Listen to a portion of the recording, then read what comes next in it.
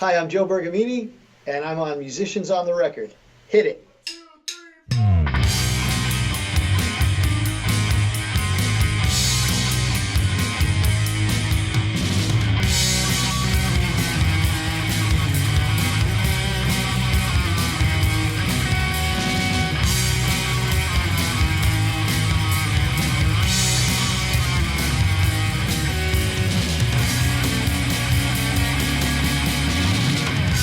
This is huge, musicians on the record. Bring it on. Tell me about you teach so much, but what's your practice routine right now? What are you working on? I struggle to find the time to practice the stuff that on my stand right now is this Beyond Bop drumming. Yep. And this is a masterpiece that stays on my stand like pretty much all the time. Wait, I'm dropping stuff. Future Sounds, David Garibaldi. Like I'm working on some of the three-way coordination in the Beyond Bop drumming book. I always have, and then I have other, I'm so into drum books. I have so many of them here that I'm always rotating stuff in and out. I do, thankfully, knock on wood, I'm busier than I've ever been. So oftentimes now my practice time is devoted to learning music that I need to learn for the gig. So that's pretty much, there's weeks where I just can't get to any of the other stuff. Sure. But I try to keep going on material that will help me get better. So Steve Smith gave me some handouts that are now contained in his Pathways of Motion book with Hudson. So that's been in and out of rotation. I still like to work sometimes from that Jimmy Brantley book, that Hudson one, The New Method for Afro-Cuban Drumming. Oh, wow. And then I finally have a couple of students who are capable of playing Gavin Harrison's Rhythmic Illusions. So those have been in and out. Yeah. I'm always working on 3 and 4 way jazz independence because I'm not a jazz drummer as my number one thing. Mm-hmm. And I feel like that jazz coordination stuff like raises my ceiling and helps me to like if I'm on a gig, where it's so much harder than the stuff I have to play on Broadway, for instance, usually, that it helps me to relax when I'm really nervous. So like, if for no other reason, if I never play a bebop gig, I'll still keep practicing it for that reason. Right. But if I can get an hour a week nowadays on my stuff, like I'm finding it harder to do that. Yeah. That and going to the gym. It's getting harder to do both. But I enjoy doing both. Yeah. So it's a balance thing. But does that answer your question? Absolutely. And being too busy professionally to practice, a good problem to have. And drumming is quite a calisthenic workout as well sometimes too, right? Yeah, and like I might come down here and just play one line. Just try something that's really tripping me up. Yeah. Right for a student, Yeah. So it's always up here, and even if I found one thing that I've gotten a lot better at, taking a very short amount of time and being productive with it now. And I find that you need to come back to things a lot to really internalize them. That's great. So I'm always doing little pieces, even if I can't get an hour or two practice. Absolutely. Yeah. So then lastly, Joe, before we have you tell us about your kit and play us out, can you, for future folks, musicians watching this in the future, maybe the top couple of things that you would recommend for whether a drummer or any musician to be able to have in their toolbox, as well as those skills, whether it's chops, whether it's networking connections, what are those top things that a musician needs to know and to have? That's a good question. It's a hard question. I think part of, being a teacher is I try to evaluate each person and see maybe how I think I might be able to help them, But I think number one thing is, just try to have fun and love doing this. It's supposed to be fun. And it should be fun. So never forget, try not to lose sight of the enjoyment and playing what you love to play. Make sure that you spend time. That you have a nice feel when you play a groove. I mean, that's everything for us. Don't judge music that is simple and ignore playing it out. Right. And then, I'm a big fan and believer of working on different styles and trying to make yourself more employable. But I will also work on them because I enjoy them, Yeah. So, yeah. And then, like Sean Pelton's Modern Drummer Clinic, he unveiled his clipboard. It was like, don't be a jerk. Right. Except he didn't use the word jerk, but yeah. I'm happy. You do have to be a good hang. Absolutely. And that's not always an easy thing to learn, but you can be given advice on it. So yeah, I think, and you know what? If you're unsure, seek out a teacher. Right. Right. I mean, Steve Smith and Neil Peart took lessons. Right. You bet. Yeah. Absolutely. Should I tell you what I have here? Yeah. Tell us about your Tama kit and your Sabian cymbals, and for you, Joe, why Tama and Sabian specifically? So let me make sure I don't leave anybody out. So I've been with Vic Firth the longest. Yeah. I play the Dave Weckl Evolution model. It just seems to be the one I always come back to. Yeah. It feels great to me. Sometimes, like on School of Rock lately, I've been going up to these 55As. Wow. Yeah. But yeah, so the Weckl Evolutions and I love, Vic makes so many other great implements. Yes. My bag's all full of mallets and the cymbal mallets, like these guys. And of course, my teaching studio would not be complete. No teaching studio would be complete without, of course, the ubiquitous. Yes. And the plug-in ones too. So Vic's been great. I'm also a Latin percussion artist. I was practicing. I'm doing some concerts with a Billy Joel tribute coming up. Yeah. So I was practicing the song "Don't Ask Me Why." Yeah. I'm playing a comedy part like this.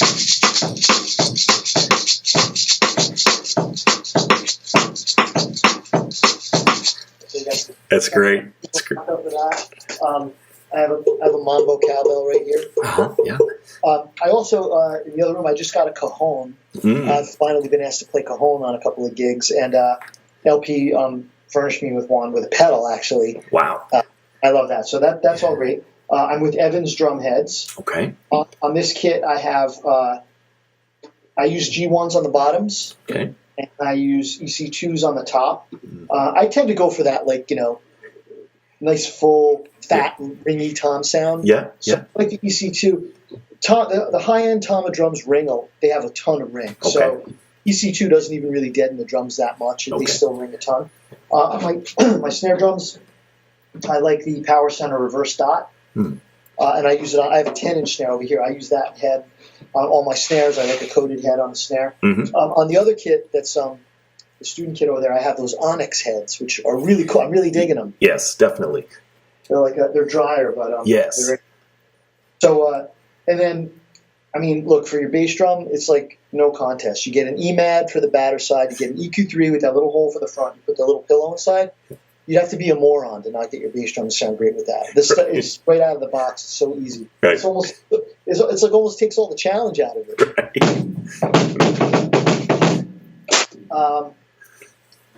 Okay, so drums. I just actually ordered a new kit. My kit that I use in public is a Tama Star Classic Maple. Okay. And I'm getting it. I just ordered a new one. So that if you see me out playing in public, as long as I haven't flown somewhere, right. then it's my kit. It will be a Star Classic Maple. Beautiful. This one is the Babinga Omnitune, which is the same shell as the Star Classic Babinga. This is a Japanese kit, high-end kit that they made and discontinued. I helped with the R&D of it. Wow. The drums have Gladstone lugs on them. You can tune both heads from the top. Oh, wow. Very cool. And this is one of the best-sounding drum sets I've ever played. Actually, when I was in Happy the Man, a few of the guys at Tama are big fans of that band. And that was the first time they ever heard me play. They came to see the band, and I was using this kit. And they were like, dude, that is the greatest drum sound we've ever heard. Like, we had a really good engineer, too. But drums are just they're they're heavy by weight, like they have a lot of mass to them. Amazing. They have the shell's not super thin, but it's a Bergamini shell, and they sound great. So I tend to use the 3-rack, 2-floor setup. That's what I like. Okay. 8, 10, 12 up here. I sometimes use, like when I do the Stranger gigs, with the Billy Joel tribute gigs, I'll probably use 10, 12, 13, like more like a lib type sizes. Yeah. But 10, 8, 10, 12, 14, 16, 22-inch kick. I have the matching snare up now, and then on the left I have an 8-inch timp tom, which is a little concert tom thing that Tama makes, and a 10-inch snare. And with this setup, actually I didn't even bring the second floor tom. I'd be able to do all the crazy rush stuff, because you can turn the snares off and go. Right? Yeah. And then I have rolling Tama Iron Cobra rolling glide pedals and hi-hat. I have some of their new Star hardware. Mm. Their hardware is rock solid. Yeah. I really like the new tilters and things. I'm actually also endorsing SimPad. They're on my gig kit. I don't have them here right now. Those are those things that replace the felts and their cymbals ring a little longer. Yes. Yeah. I've got some of those. Those are great. Yeah, I really like that. And Tama makes 2 really great metronomes. The Rhythm Watch, this is the small one. They also make a big, full-size one. Cool. And it's become the go-to metronome on Broadway. All the conductors use it. Is that right? So, yeah, and their thrones are great. This one is it's a round rider. I'm actually just going to raise it a little because I'm feeling a little low. Yeah, sure. So all their hardware is great. I have a couple of, I have everything. I have a Superstar kit next to me. Yeah. And one of the things I like about Tama is that all of their gear, even down to the entry level, is all very high quality. Yes. So if I can endorse it proudly for what I play, but when my student buys an Imperial Star or a Silver Star, I've played those drums too. They're great. So awesome. That's Tama. And then last but by no means least, I have like a gajillion Sabian cymbals because I'm like, it's like choosing a flavor of ice cream. But for the most part, when I'm gigging, I've found that the evolutions just work for everything. Mm. So out in my bag in the storage side over there, and that I take out, I've been using 16, 17, 18, and I got the new 19 Evolution crashes, 14-inch Evolution hats, the 2 splashes. I like the hand hammer thin Chinese, so I always use that. Yeah. And then I have an Evolution ride. I like it a lot, but I actually my go-to ride is the hand-hammered raw bell dry ride. Yes. Because you can play everything with it. I actually just got this HHX version of it. The cymbal's so popular that they make it in all the series now. Yeah. And I'm digging this one. This one's like really dry. This is definitely more of a rock type cymbal. Mm-hmm.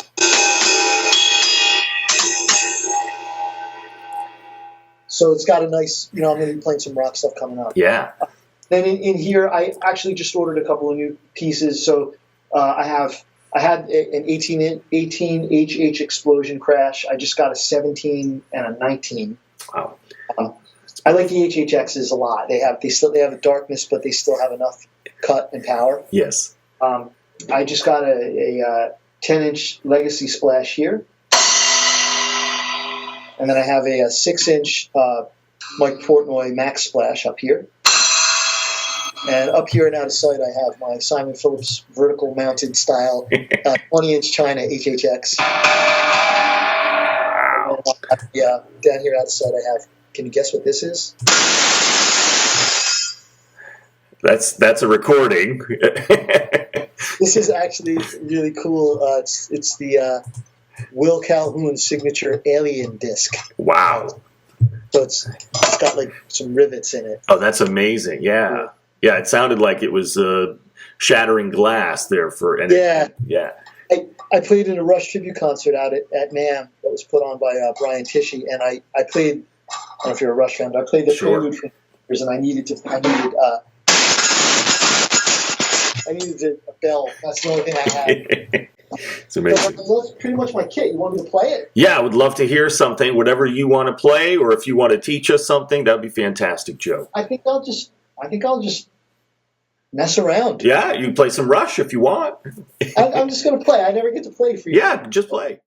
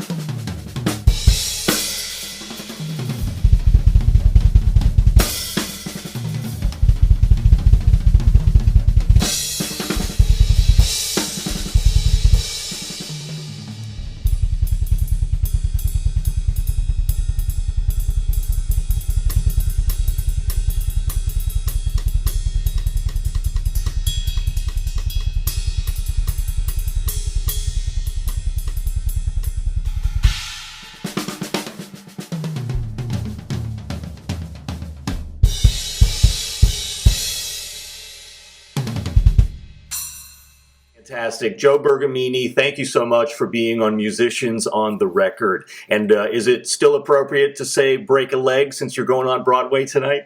Absolutely. All right. Excellent. Thank you so much, Joe. Thanks for having me, David. I really appreciate it. And thanks for listening, everybody.